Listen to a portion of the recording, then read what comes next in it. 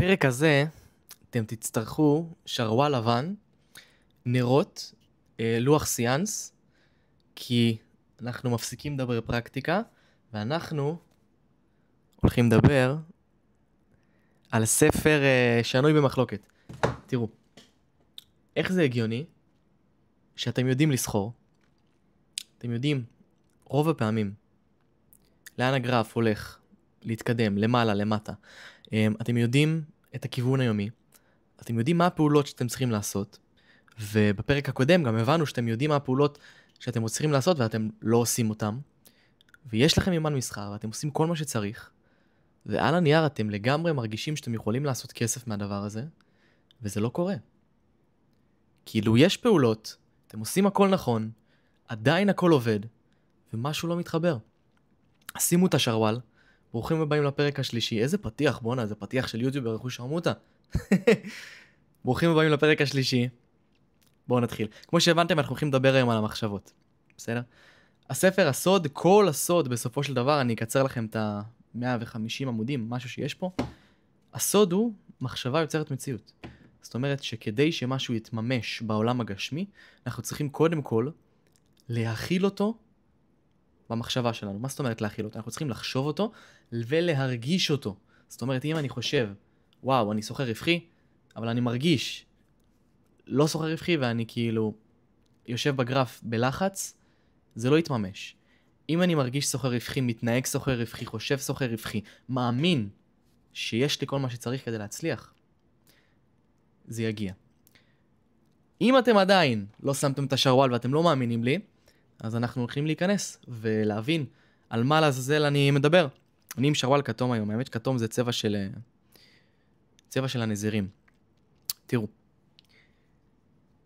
מה גורם לאדם מסוים לעשות פעולה? דיברנו על זה כבר בפתיח. אני מניח שהיה רגע שעבורכם הוא היה נחשב ככישלון בדרך שלכם, ואני מדבר על שריפת תיקים, אני מדבר על אובר טריידינג, אני מדבר על ריבנג' טריידינג, אני מדבר על הרגע הזה שהסתכלתם על המסך, ראיתם את ה-P&L האדום, ופשוט לא עצרתם, עד שהכל נשרף. יש סוחר אחר שעצר, אוקיי? הפעולות הן תוצר של מחשבות שלנו. המחשבה שלכם הייתה, לא, אני יכול להחזיר את זה, לא, זה בטוח הולך להתהפך. לא, אני כבר יודע מה יש פה, אני חוויתי את זה, ואני הולך להיכנס שוב, ולזה יתהפך. בסופו של דבר, הייתה מחשבה שהייתה לכם בראש, שגרמה לכם לעשות את הפעולה הזאת. בפרק הזה, אנחנו הולכים לדבר על 90% מעולם האימון. אתם יודעים מה? 80-75% מעולם האימון. רק על המחשבות. על האמונות שלכם במסחר, על עצמכם, על כסף, על היכולת שלכם להצליח, על מה זה אומר עליי שאני מפסיד, מה זה אומר עליי שאני מרוויח, מה המחיר שאני צריך לשלם כדי להצליח במסחר, כל מיני שאלות שיגרמו לכם לשים סימני שאלה על המחשבות, האמונות והדפוסים שמנהלים אתכם כרגע במסחר, להבין האם הם טובים לכם והאם הם לא טובים לכם, ומה אפשר לעשות כדי להחליף אותם. בואו נתחיל. תראו, חילקתי את זה ל4 סוגים. בגדול, המחשבות שלנו מגיעות ממקום של חוויות עבר. אנחנו נדבר על זה בהרחבה בפרק הבא, אבל אני רוצה גם טיפה להתייחס לזה. כל מחשבה שקיימת לנו בראש הגיעה מאיזשהו מקום. זאת אומרת, אם סוחר בדוגמה הקודמת שעושה ריבנג' ושורף את התיקים, אם פעם אחת הוא עשה את זה וזה עבד לו, המוח שלנו הוא אחד הדברים הכי מדהימים באמת שיש לנו. המוח של הסוחר הזה באותו רגע קישר את הנוירונים, אוקיי? במוח, בצורה כזו שהוא מבין שהדבר הזה הוא טוב, והוא מביא לתוצאה טובה. המוח שלנו לומד מאוד מהר. דמיינו תינוק ששמים אותו על הקריים, והוא בטעות נוגע בסיר. האינסטינקט שלו הוא ישר להוציא את היד, ובאותו רגע נוצר קשר במוח, שאומר, הסיר חם, אל תיגע. וזה הולך איתו לכל החיים. כמו שהפעולה של ריבנג' טריידינג לסוחר שעשה את זה וזה עבד לו, תישאר איתו כל הזמן. אם פעם אחת עשיתם את זה, הפסדתם עסקה, נכנסתם אליה שוב, ואז זה עבד, זה הרבה יותר גרוע. מפעם אחת עשיתם את זה וזה לא עבד. כי אז אוטומטית הייתם מקשרים את זה למשהו לא טוב. אז דיברנו קצת על מאיפה מגיעות המחשבות. אני חילקתי את זה ל4 קטגוריות, בוא נגיד, מהקל הקשה. תראו, הראשונה היא להבין שנייה למה אני בעצם בעסק הזה. זאת אומרת, אני רוצה להבין את המחשבות שיש לכם על עצמכם בתוך סוחרים. יכול להיות שהתחום שאתם נמצאים בו לא נכון לכם. יכול להיות שמסחר לא נכון לכם. יכול להיות שדווקא עם מסחר יומי לא נכון לכם. אפשר לעשות הכל וכולם יכולים לעשות הכל. יש עניין של חוזקות, יש עניין של האם אני טוב בזה, והאם אין כיף לי לעשות את זה. ואני לא בטוח ששאלתם את עצמכם את השאלות האלה. למה דווקא מסחר? אוקיי? הרבה מכם יגידו חופש, כסף, אני עובד לבד. יכול להיות שחלקכם אוהבים את זה, יכול להיות שחלקכם בכלל רוצים לעבוד עם אנשים. מה אני אעשה עם הכסף? עניין הכסף, בניהול המחשבות שלנו, הוא ענק. יש לי על זה אימון שלם בדרך כלל בתוכנית ליווי, ואתם צריכים לטפח את מערכת היחסים שלכם עם כסף. הטיפ הפרקטי הכי טוב שאני יכול להביא לכם תחת 10 דקות סרטון, אם אתם רואים שאתם לחוצים בעסקאות, לכו כאילו כספומט, תוציאו 3,000 שקל, סכום כזה, שימו לידכם בזמן העסקה. הביטחון שאתם מקבלים מהדבר הזה, פתאום אתם מבינים שוואלה, מה אני מפסיד פה בעצם? תיק של 300 שקל? כאילו, מה אני מפסיד? אז יש לי תיק לייב, אוקיי, שילמתי עליו 500 שקל, 1,000 שקל. זה לא אומר עליי כלום אם אני מפסיד אותו, הנה, יש לי עוד כסף, הכל בסדר. העניין של הכסף, יש לו המון משקל, במיוחד בהצלחה, במשיכות הראשונות, שאנחנו מתקרבים למשיכה. הרבה עבודה יש שם. איזה סוחר אני? כמו שאמרתי לכם, יכול להיות שאתם לא בהכרח רוצים להיות סוחרים יומיים. גם סווינג זה בסדר, ניסיתם בכלל סווינג, ניסיתם מניות, ניסיתם קריפטו, ניסיתם פורקס, ניסיתם חוזים, ניסיתם נכסים אחרים, טווחי זמן אחרים, פלטפורמות מסחר אחרות. יכול להיות שזה משהו שפשוט התחלתם ורצתם עליו בלי לשאול את עצמכם את השאלות האלה. רמה הבאה. תראו, כמו שאמרתי שסוחר מתקרב למשיכה, מתקרב לאיזושהי הצלחה, פתאום משהו מתחיל לדגדג. אני אשתף אתכם שיש לי סרטון גם באינסטגרם. אחרי המשיכה הראשונה שעשיתי, חצי שנה אחרי זה, לא הצלחתי לייצר שקל מהמסחר. ואני אתן לכם דימוי, ובעזרתו תבינו למה זה קרה לי, ואולי גם למה זה קרה לכם, או נקווה שלא, עלול לקרות לכם. דמיינו שיש בחוץ, יודע שספטמבר עכשיו, אבל דמיינו שיש בחוץ מבול. וכל אחד מסתובב עם איזשהו כוס. הכוס שלי ורודה, אתם תתמודדו. הנה, יש לי כוס פלסטיק. כל אחד מסתובב עם כוס. אחד מסתובב עם כוס כזאת, אחד מסתובב עם כוס כזאת. כל אחד מקבל את מה שהוא מסוגל להכיל. אני באותו רגע שראיתי את הכסף בבנק, פיזית בחשבון בנק, נפל לי הסימון שעשיתי כסף באינטרנט, ואולי, אבל רק אולי, זה היה בפוקס, ואולי לא מגיע לי ההצלחה הזאת, ואולי אני אשיג אותה ואז אני אכשל, ופתאום עולות כל מיני מחשבות. והיכולת שלכם לנהל את המחשבות, לכתוב אותם, להכיר בהם, לשים עליהם סימני שאלה, היא אחת החשובות. עכשיו, מכל מה שאני נותן לכם פה, זה באמת חלק קטן. אני יודע שזה נראה הרבה, זה חלק קטן. חבר'ה, זה עבודה. אימון זה עבודה אינסופית. השאלה למה שאני אצליח, תרשמו את כל הפרמטרים שיש לכם להצליח, לפחות 20. באמת, לפחות כאילו 20. רציתי לצמצם את המצגת כמה שיותר. למה שאני לא אצליח? בסדר, בואו שנייה נכיר במה שאני פחות חזק בהם. לא בהכרח כדאי לי לעבוד עליהם, אבל כדאי לי להביא אותם לרמה המינימלית שדרושה לי כדי להצליח. למה מגיע לי? הרבה פעמים אנחנו בתחום הזה מזיעים דם, סבבה? הייתי יושב לילות, עושה בקטסט, לא יוצא עם חברים, משקיע בסרטונים. אני כל הזמן אומר שאחת הטעויות הגדולות שלי בתחום זה שלא שילמתי לאף בן אדם כסף על מסחר, בשביל ללמוד את זה.